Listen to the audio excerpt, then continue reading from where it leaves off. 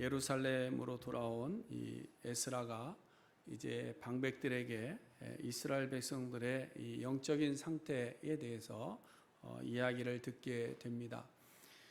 하나님께서 명하신 통혼 금지법에 순종하지 않고 이방인들과 또 가나안 칠족속들의 여인들을 취하여서 아내와 며느리로 삼아 거룩한 자손들이 서로 섞이게 되어진 이러한 영적인 타락의 모습을 다 듣게 됩니다.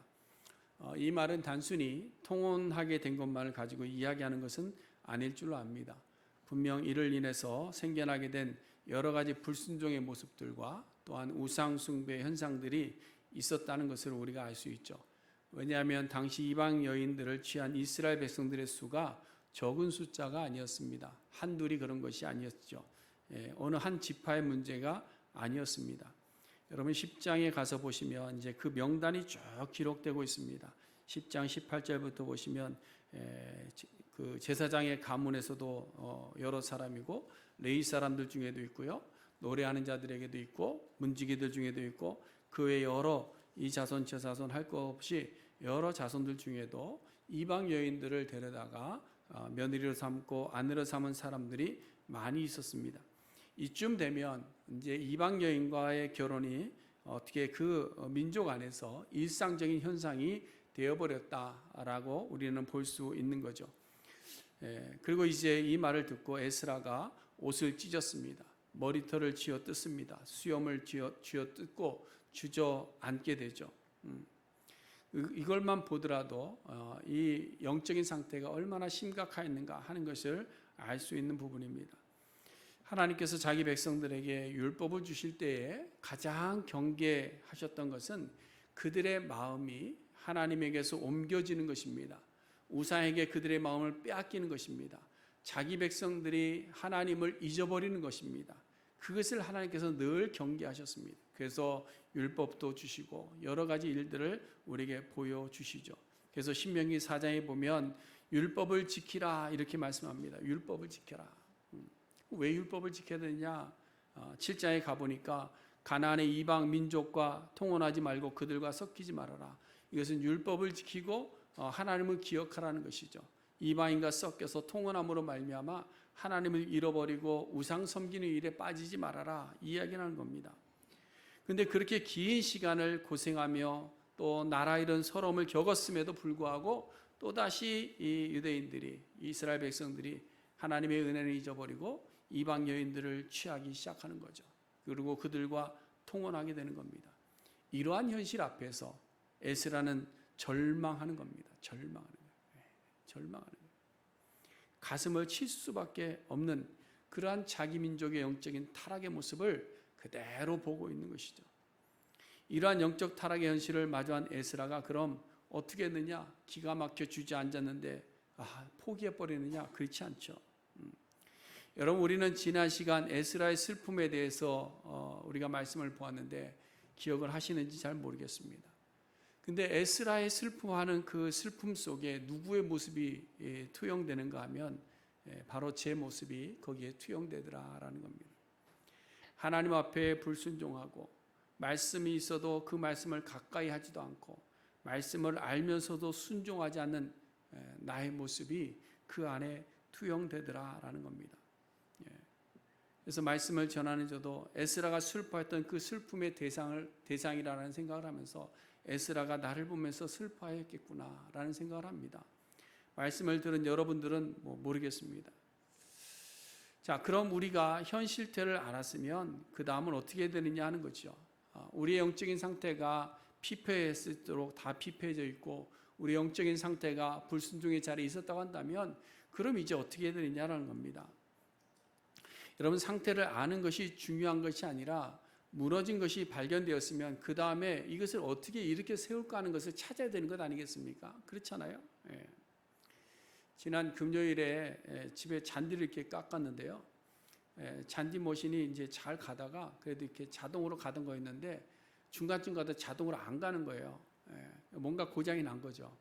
그래서 그냥 그걸 힘으로 그냥 쫙 밀어가면서 이제 깎았는데 너무 힘들더라고요. 야, 이것이 작은 기능이지만 참 대단한 거구나 라는 생각을 하면서 그럼 어떻게 해야 될까 버릴까 생각하다가 유튜브 선생님이 계시니까 여쭤봐야 되겠다. 그래서 주일 지나고 유튜브 선생님이 여쭤봐서 고쳐야 되겠다 이런 생각을 합니다. 이것이 무엇을 이야기하는 거예요? 문제가 발생하면 그 문제를 해결하는 방법을 찾는 것이 순서다라는 겁니다. 우리 영적인 불순종의 문제를 우리가 지난주에 느끼셨다고 한다면 그 불순종의 문제를 어떻게 해결할까 하는 방법을 찾아야 된다는 것이죠. 여러분, 불순종하는 나의 영적인 상태를 발견한 후에는 극복의 방법을 찾는 것이 우리의 신앙이 성장하는 길입니다. 그래서 에스라가 그 방법을 우리에게 오늘 보여주고 있는 거죠. 그 방법이 뭐냐? 하나밖에 없습니다. 하나님 앞에 나아가는 겁니다. 하나님 앞에 나아가는 거예요. 그래서 오늘 본문 5절 말씀에 보시면 저녁 제사를 드릴 때에 라고 이렇게 되어 있습니다. 근데 이것을 보면 낮에 아마 방백들에게 이야기를 들은 것 같아요. 그래서 거기 4절 말씀 보면 내가 저녁 제사 때까지 기가 막혀 앉았다. 이 말은 이야기를 듣고 나서 제사 드릴 그 시간까지 기다렸고요. 그 다음에 5절 시작할 때 저녁 제사를 드릴 때에 이렇게 되어 있죠. 출애굽기 29장에 보면 제사장들은 제사를 하루에 2번씩 상번제를 드립니다. 아침과 저녁으로. 그래서 이 상번제는 뭐 이렇게 예배를 그렇게 크게 하는 것이 아니라 일상의 삶의 시작의 시간과 끝나는 시간을 하나님 앞에 예배함으로 드리는 제사를 가지는 것이죠.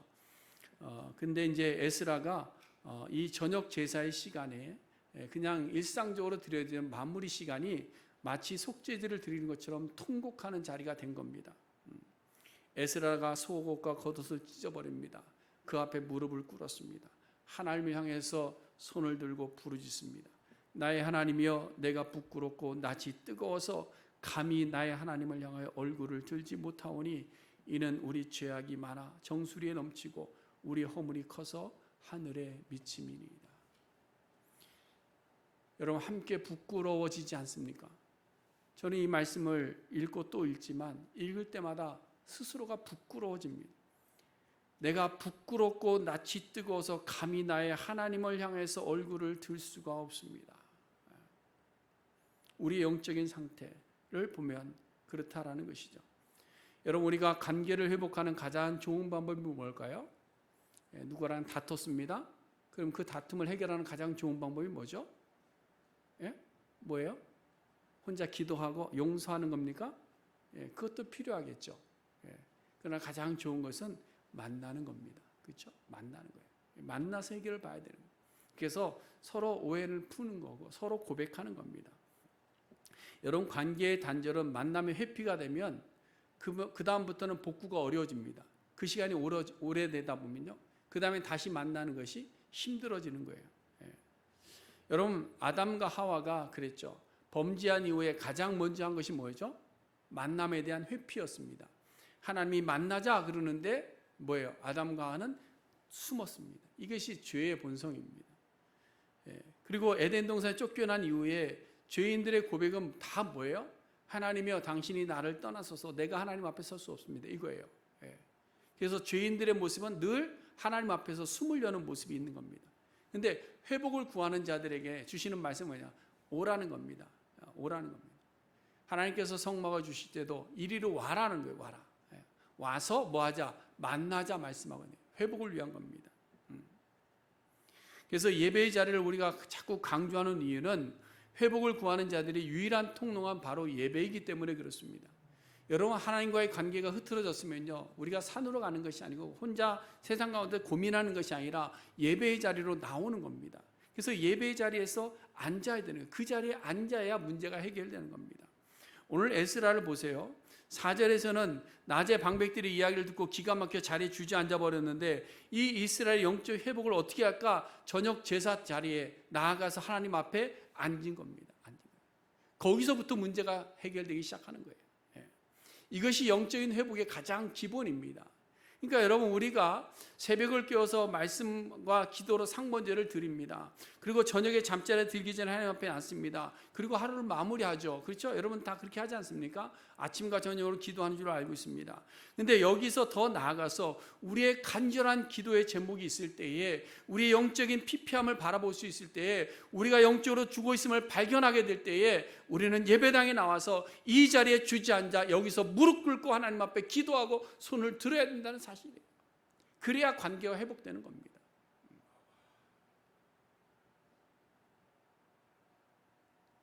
제가 늘 말씀드리는 거지만, 교회 안에서 신앙적인 문제가 있어서 아니면 삶의 문제가 있어서 문제를 해결하겠다고 밖으로 나간 사람들 쳐놓고 돌아온 사람들을 보질 못했습니다. 제가 자주 말씀드리는 제 친구 때문에 가슴 아파요. 지금도 가슴 아파요. 지난번에 가서 찾아도 못 찾았어요. 문제 해결하면 돌아오겠다고 그랬는데 절대 안 돌아옵니다. 돌아올 수가 없어요. 그때 바로 돌아왔어야 되는 겁니다. 여러분, 에스라는 이제 구체적으로 하나님 앞에 나와서 무릎 꿇어서 이제 영적인 회복을 위해서 하나님 앞에 기도합니다. 무릎 꿇어 앉아서 기도하는 거예요. 그 첫 번째가 뭐냐? 죄를 고백하는 거예요. 죄를 고백. 여러분, 에스라의 고백은 아주 간단하고 아주 명료합니다. 뭐 여러 가지를 이야기하지 않습니다. 아주 간단해요. 이전에 우리 조상들이 지었던 죄를 지금 우리가 또 범하고 있습니다. 이겁니다. 우리 조상들이 범했던 죄를 알면서도 지금 또 우리가 그 죄를 똑같이 하고 있습니다. 이 얘기예요. 그래서 여러분 7절 말씀 보시면 우리 조상들의 때로부터 오늘까지 우리의 죄가 심하다 이렇게 얘기하죠. 그리고 10절에 가서 뭐라고 합니까? 우리 하나님이 이렇게 하신 후에도 우리가 주의 계명을 저버렸습니다. 하나님께서 우리에게 은혜를 베푸셨음에도 불구하고 우리는 또다시 주의 계명을 저버렸습니다. 이거 고백이에요. 이거 고백. 여러분, 조상들의 죄가 뭘까요? 우리가 이미 잘 알고 있을 줄 압니다. 가나안에 들어갈 때에 가나안의 모든 족속들을 진멸하라, 교제하지 말아라, 그들과 섞이지 말아라 그랬는데 이 말씀이 어떻게 했어요? 불순종했어요. 그래서 신명기 7장에서 보면 모든 이방인을 진멸하라고 하셨는데 진멸하지 않았어요. 그래서 여호수아에 가서 보니까 기브온 사람들이 꾀임에 넘어간 거지만 진멸하지 않고 그들을 뭐예요? 그 안으로 들인 겁니다. 그래서 나무 패며 물 깃는 종으로서 자신들과 함께하게 한 거예요. 이게 섞인 겁니다. 그뿐만 아니라 사사기에 보니까요, 여호수아가 진멸했다고 하는 이 가나안의 7족속들 여전히 그곳에 정착하고 살고 있었어요. 그들과 서로 통혼까지 하고 있었어요. 사사기 3장에 보시면요, 하나님께서 이스라엘의 다음 세대들이 조상들에게 명하신 통혼금지법을 잘 지키는지를 또다시 시험하실 때에 하시는 말씀이 있습니다. 3장 5절에 보니까 이스라엘 자손은 가나안 족속, 헷 족속, 아모리 족속과 브리스 족속과 히위 족속과 여부스 족속 가운데 거주하면서 그들의 딸들을 맞아 아내로 삼으며 자기 딸들을 그들의 아들들에게 주고 또 그들의 신들을 섬겼더라. 여호수아가 모든 이 가나안 땅을 정복한 이후의 삶을 이야기하고 있는 거예요. 여기서부터 이제 이스라엘에 뭐가 시작되느냐? 하나님의 심판이 또 시작되는 겁니다. 그 심판과 동시에 나타난 것이 뭐죠? 사사들인 거예요. 사사들. 결국 통혼이라는 이 불순종의 죄가 누구에게 또다시 연결되느냐? 솔로몬에게 이어집니다. 그래서 솔로몬이 혼합 정책을 통해서 이방 여인들을 첩으로 드립니다. 그런데 그 첩들이 와서 뭐예요? 우상을 섬기는, 자기들의 우상을 갖다 들이미는 거예요. 그것을 함께 섬기다가 결국 나라가 둘로 쪼개졌습니다. 북쪽은 망해버렸습니다. 남쪽은 포로로 잡혀갔습니다. 그리고 이제 70년 지나서 간신히 돌아왔는데, 이제 간신히 회복돼서 왔는데, 그것도 적은 숫자가 회복돼서 돌아왔는데 그들이 또다시 조상들이 범했던 그 불순종의 죄를 똑같이 하고 있더라.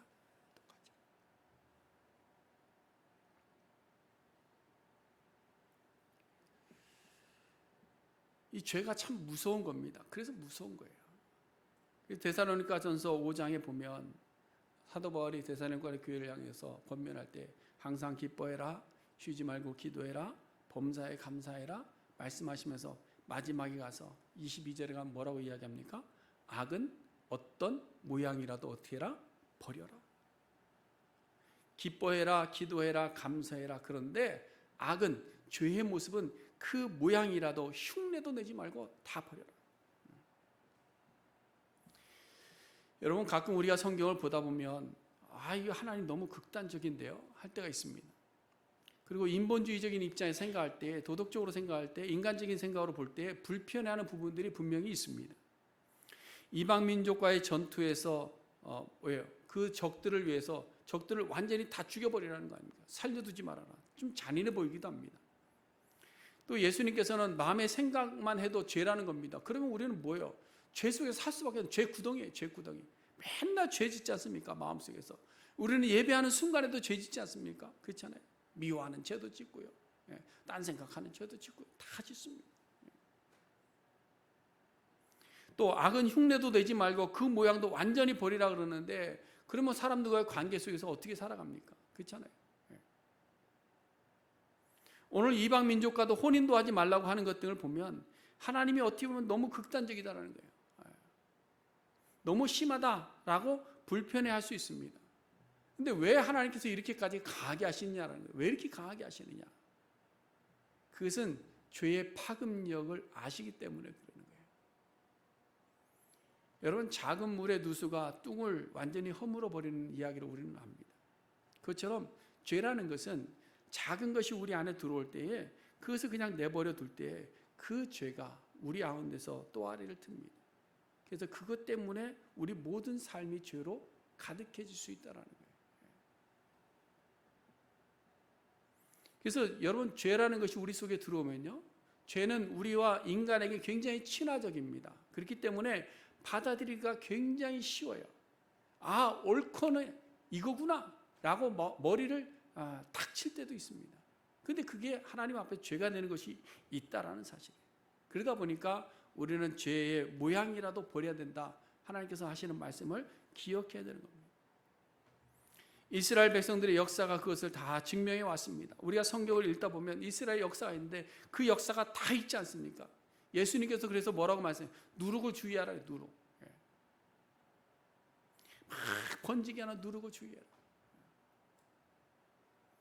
여러분, 에스라는 자기 민족이 계속해서 이 죄를 반복하는 것에 대해서 지금 통회하면서 자기 옷을 찢으면서 무릎 꿇어가면서 머리털을 쥐어짜면서 회개하며 기도하고. 누가 회개해야 될까요? 우리가 해야 될 회개 기도인데 지금 에스라가 그 기도를 하고 있는 거예요. 그래서 에스라의 회개 기도를 보면 몇 가지 특징들이 있습니다. 먼저 에스라는요, 자신의 죄를 가지고 기도한 것이 아니에요. 에스라가 지금 이렇게 타락한 모습을 가지고 와서 하나님 앞에 회개하는 것이 아닙니다. 자기 민족 공동체의 영적 타락을 가지고 자기 몸을 찢어가면서 지금 기도하고 있는 거예요. 회개하고 있는 거예요. 오지랖이 넓은 건지 모르겠지만 자기 죄도 아닌데 남의 죄를 가지고 자기가 회개하고 있는 거예요. 에스라는 먼저 귀환해서 성전을 재건했지만 이방 여인과 통혼하고 있었던 그 1차 포로 귀환자들을 위해서 그들의 불순종한 모습을 하나님 앞에 회개하며 기도하고 있는 거예요. 그 자기처럼 여기는 거죠. 근데 여러분, 이것이 공동체 구성원의 가져야 될 마음이다, 저는 그렇게 봅니다. 여러분, 공동체라는 창조 원리를 회복하고 있는 것이 이 에스라의 모습인데요. 창세기 2장 24절에 보면 사회의 기본 구조에 대해서 하나님께서 말씀하시는데요, 창조 원리가 거기 나오죠. 남자가 부모를 떠나 그의 아내와 합하여 둘이 한 몸을 이루지니라. 근데 이것이 가족 공동체의 첫 번째 모습입니다. 그러니까 모든 공동체가 둘이 합하여 한 몸을 이루는 것이죠. 그래서 모든 구성원들은 각각 개별적이지만 그 개별적인 개인이 모여서 하나를 이루는 것, 이것이 공동체입니다. 이게 창조의 질서입니다. 그래서 우리는 모두가 공동체를 이루면서 살게 돼 있는 거예요. 공동체 없이는 살아가기가 어려운 겁니다. 그래서 남자와 여자의 가정 공동체라는 것이 한 몸을 이룬다는 것이 어떤 육체적인 한 몸을 의미하는 데 그치는 것이 아니라 서로 돕는 배필이라고 말씀하고 있는 거예요. 그래서 서로에게 필요한 존재, 서로에게 도움이 되는 존재, 서로에게 유익이 되는 존재, 서로 하나 되는 존재, 이것이 하나 한 몸을 이루는 겁니다. 다시 말해서 신앙 공동체 구성원들은 공동체에 몸만 소속되어 있는 것이 아니라는 거예요. 모든 일에 서로 돕는 협력 공동체의 일원이 될 때에 우리가 한 몸을 이룰 수 있는 거예요. 그래야 에스라 같은 기도를 할 수 있는 겁니다. 그러므로 공동체가 죄로 인해서 허물어져 갈 때 누구의 잘못을 탓하지만 에이 교회 가보니까 누구 때문에 이 교회가 안 되겠어. 아이 누구 때문에 누구는 이런 사람 때문에 안 되겠어. 남의 탓하고 있을 것이 아니라는 겁니다. 그거 누가 하는 거냐? 밖에서 하는 거예요. 밖에서. 같은 마음으로 공동체 회복을 위해서 힘쓸 때 그것이 공동체 일원으로 한 몸 된 자의 모습입니다. 여러분 예수님께서 그래서 영적으로 타락해서 허물어져가는 성전을 바라보시면서 눈물을 흘리셨어요. 사도 바울이 갈등하며 분열하는 교회들을 바라보면서 같은 마음으로 기도했어요. 공동체 의식입니다. 근데 오늘날 우리의 현실을 보면 가슴 아픈 것이 뭐냐? 이 공동체 의식이 사라져가고 있어요. 우리는 주인의식이라고도 이야기하는데요. 사실은 주인의식은 조금 이렇게 부정적으로 쓰일 수 있습니다. 그러나 이 공동체 의식, 우리가 한 몸이라는 것. 그래서 개인주의가 자리를 잡다 보니까 이 가정도요, 아내와 남편이 하나의 공동체를 이루지 못하는 걸 굉장히 많이 봅니다. 그래서 경제도 분리하고 또 서로 일하는 것도 분리하고 각자 자기에게 필요한 것만 하고 이런 거죠. 근데 여러분 늘 이야기하는 거지만 사랑의 반대가 뭘까요? 미움이 아니라고 그랬습니다. 그렇죠? 사랑의 반대는 무관심한 겁니다. 사랑하지 않으면요 미워하지도 않아요. 왜? 관심 자체가 없기 때문에. 여러분 공동체의 고통에 내가 무관심하다는 건 뭐냐? 이 공동체 안에 나의 사랑이 없다라는 겁니다. 그러므로 우리가 오늘날 세계 여러 교회들이 타락해 가고 있는 이 현실 속에서 세상이 인본주의에 물들어가는 이 현실 속에서 우리는 아니야 나는 상관없어가 아니라 교회에 무너져가는 모습들을 나의 일처럼 생각하고 우리가 눈물로 기도할 수 있어야 됩니다. 우리 조국 대한민국을 위해서 우리가 몸담고 있는 이 미국을 위해서도요 우리가 공동체 의식을 좀 가져야 됩니다. 그래서 함께 기뻐할 수 있고 함께 슬퍼할 수 있고 함께 고민할 수 있어야 돼요. 이게 공동체 의식입니다. 에스라의 기도가 그거를 우리에게 보여주고 있는 거예요. 자신의 죄를 위해서 기도하지 않고 자기 민족 공동체를 위해서 자기 민족 공동체의 영적인 타락과 불순종의 모습을 자기가 자기 일처럼 회개하며 가슴을 찢으며 기도하더라라는 겁니다. 이것이 에스라가 보여준 기도의 특징입니다. 그 다음에 또 다른 특징을 찾아본다면 에스라는 회개는 굉장히 간단 명료한데요. 그 죄의 고백도 굉장히 간단 명료한데요. 하나님의 은혜는 굉장히 부연설명이 많다라는 거예요. 하나님의 은혜의 내용은 굉장히 길게 고백하더라라는 겁니다. 여러분 7절부터 보시면요. 우리 조상의 때로부터 죄가 심하여서 여러 나라 왕들의 손에 노략을 당했지만 우리 하나님 여호와께서 우리에게 잠시 동안 은혜를 베푸셨다. 그래서 우리에게 얼마를 또 남겨주셨다. 그루터기 신앙이죠. 남은 자 신앙입니다. 바알에게 물을 끓지 않은 성도가 있다는 것을 우리에게 알려주는 겁니다. 그리고 우리를 종로로 타는 중에서 소생하게 하셨고 노예가 되었지만 불쌍히 여김을 받아서 다시금 소생하게 되었다. 이것을 지금 계속 고백하고 있어요. 그 다음에 또 13절에도 가보세요. 하나님이 우리 죄악보다 형벌을 가볍게 하셨다. 그래서 이만큼의 백성들을 남겨주셨다. 우리의 죄를 생각하면 남아있을 수가 없는데 하나님께서 은혜를 주셔서 우리가 남아있게 되었다. 이걸 고백하는 거예요. 그뿐입니까? 15절에 보니까 여호와 하나님의 의로우심 후 우리가 남아 오늘과 같이 되었다. 똑같은 반복을 또 하고 있는 거예요. 여러분 이것은 에스라의 기도가 무엇을 담고 있는 은혜에 대한 기억을 담고 있는 거예요. 하나님의 은혜의 손길에 대한 기억을 그의 기도에 담고 있다는 거예요. 앞서 말씀드렸지만 하나님께서는 우상 숭배하며 죄를 범하는 것을 막기 위해서 이방인과 통혼을 금하셨지만요. 동시에 하나님께서 그때마다 진노하시고 심판하신 것은 여호와 하나님을 기억하시게 하시기 위해서 진노하시고 심판하셨지만 그때마다 남은 자들이 있었다라는 거예요. 그때마다 남겨둔 자가 있었다라는 거예요. 하나님께서는 인간의 타락 이후에 하나님의 나라를 새롭게 회복하실 것을 이미 작정하셨기 때문에요. 완전히 멸하는 것이 없습니다. 하나님께서는 완전히 멸하시지는 않습니다. 성경이 그렇게 기록하고 있고 하나님의 작정이기 때문에 그렇습니다. 그래서 자기 백성을 구원하시기 위해서 작정하시고 나서 그 다음에 누구를 선택했느냐? 이스라엘을 선택한 거예요. 그래서 이스라엘 백성을 선택해서 제사장 나라가 되게 하고 그들을 통해서 온 민족에게 복음을 전파해서 자기 백성을 구원하시고자 하는 하나님의 뜻이 거기에 계셨던 거예요. 그래서 다윗의 혈통을 통해서 예수 그리스도를 이 땅에 보내주시고 하나님의 나라의 시작을 선언하시고 그 과정들이 다 뭐예요? 인류의 역사가 다 그 과정입니다. 여러분, 우리 인류의 역사가 세상적인 역사만 보지 말고 성경을 가지고 인류의 역사를 한번 다시 보세요. 하나님이 이 인류의 역사를 어떻게 운행하시며 어떻게 움직여 가셨느냐? 자기 백성들을 구원하시기 위해서, 자기 민족을 회복하시기 위해서, 하나님의 나라를 이루기 위해서 모든 과정들을 계획대로 진행하시더라는 거예요. 여러분, 우리가 지금 새벽에 창세기 보고 있는데요, 창세기 1장과 2장이 거룩한 하나님의 나라의 모습이었습니다. 창조된 하나님의 나라의 모습. 그리고 3장부터 바로 죄가 시작되는 거예요. 죄가. 그래서 죄로 인해서 하나님의 온전한 하나님의 나라가 감춰지고 단절되어집니다. 그래서 모든 인류의 역사는 뭐냐? 하나님 나라가 없는 그런 죄의 나라를 살아가고 있는 거예요. 지금까지. 그러나 하나님께서 보세요. 3장 15절에 가서 하나님의 나라와 단절됐는데 그 하나님의 나라를 회복하시겠다고 작정하십니다. 그것이 창세기 3장 15절이에요. 그 작정을 그럼 어떻게 이루어 가셨느냐? 한 개인을 선택하시죠. 아브라함을 선택하십니다. 그리고 그를 통해서 히브리인들을 애굽에서 건져내십니다. 그들을 이스라엘의 민족 공동체로 형성해 가십니다. 그래서 하나님 나라의 샘플을 보여주신 거예요. 근데 그 과정 속에서 인간은 뭐예요? 끊임없이 아담과의 불순종을 선택하며 그 길을 따라갑니다. 이게 우리 죄성이에요. 그래서 늘 우리는 잠시만 눈을 돌리면 죄 지을 것을 생각하는 겁니다. 악한 일들을 생각합니다.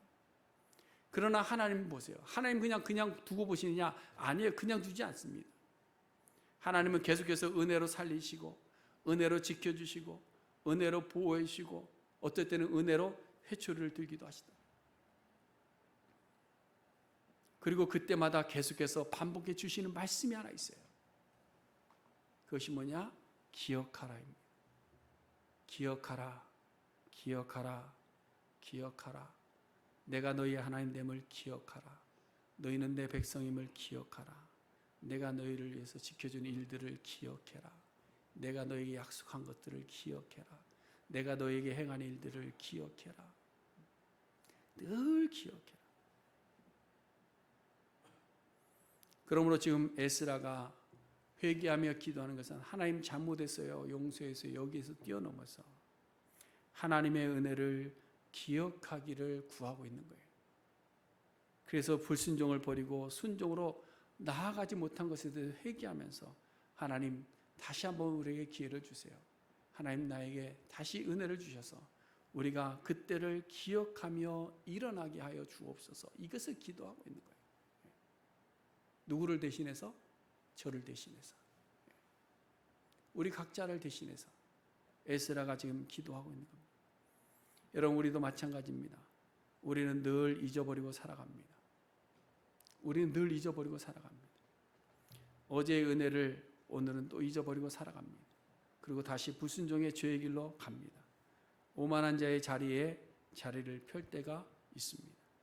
그러나 우리 하나님의 은혜를 받았으면 우리가 노래해야 됩니다. 그리고 그것을 기억해야 됩니다. 여러분, 우리가 하나님의 은혜를 기억하면 하나님의 보호하심의 손길을 의심할 수가 없습니다. 기억하지 못하기 때문에 의심하는 거예요. 하나님의 은혜의 손길과 보호하심과 하나님의 손의 능력을 우리가 기억한다고 한다면 하나님께서 허락하신 말씀에 순종하기 위해서 나의 것을 포기하는 것도 당당해질 수 있다는 겁니다. 사랑하는 성도 여러분, 하나님은 우리를 향한 놀라운 계획을 가지고 인류의 역사를 시작하셨고 지금도 그 계획을 이루어가고 계십니다. 그것이 무엇인가 하면 우리를 거룩한 처소 하나님 나라에 박힌 못 누구도 뺄 수 없는 하나님의 나라 백성이 되게 하시려는 계획입니다.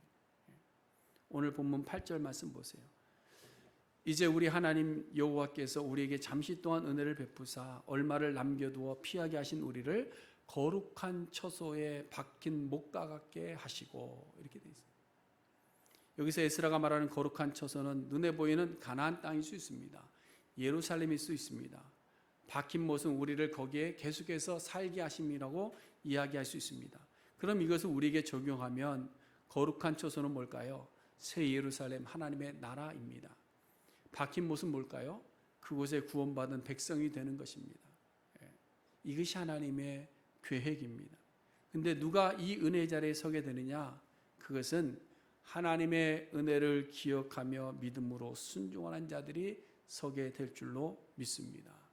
좁은 문을 향해서 흔들리지 않고 나아가는 백성들이 잘 박힌 목과 같이 거룩한 처소에 서게 될 줄로 믿습니다. 그러므로 이제 우리는 나의 하나님을 향해서 우리가 나아가야 돼요. 여러분, 우리의 영적인 상태를 분명히 보았습니다. 아마 여러분들도 다 느끼셨을 줄로 압니다. 저도 느꼈으니까요. 그렇다면 어떻게 해야 되느냐? 하나님 앞에 나와야 됩니다. 하나님의 전에 앉아야 됩니다. 여러분, 세상에 앉으면 안 돼요. 세상에 앉으면 하나님과 멀어집니다. 하나님의 전에 앉아야 됩니다. 그래서 복 있는 사람은 오만한 자들의 자리에 앉지 않는다, 이렇게 이야기하고 있는 거예요. 복 있는 사람은 여호와의 율법을 묵상하며 예배하는 자리에 앉는 사람들이다 이야기하고 있습니다. 오늘도 에스라가 자기의 죄도 아니지만 우리의 불순종의 죄를 위해서 하나님 앞에 무릎 꿇고 기도합니다. 그 앞에 앉아서 기도합니다. 불순종의 죄에서 순종의 자리로 돌아오기를 에스라가 기도하고 있습니다. 길이 참으시는 하나님의 은혜를 기억하는 교회가 되도록 기도하고 있습니다. 하나님 나라의 거룩한 백성으로 서는 그날을 위해서 에스라가 지금 나를 위해서, 우리를 위해서 기도하고 있는 겁니다. 이 기도가 우리의 기도 되어서 우리도 나의 하나님을 향해서 분명히 서고 나의 하나님을 부르고 기도할 수 있는 우리 모든 성도님들 될 수 있기를 주님의 이름으로 간절히 축원해 드립니다. 기도하겠습니다.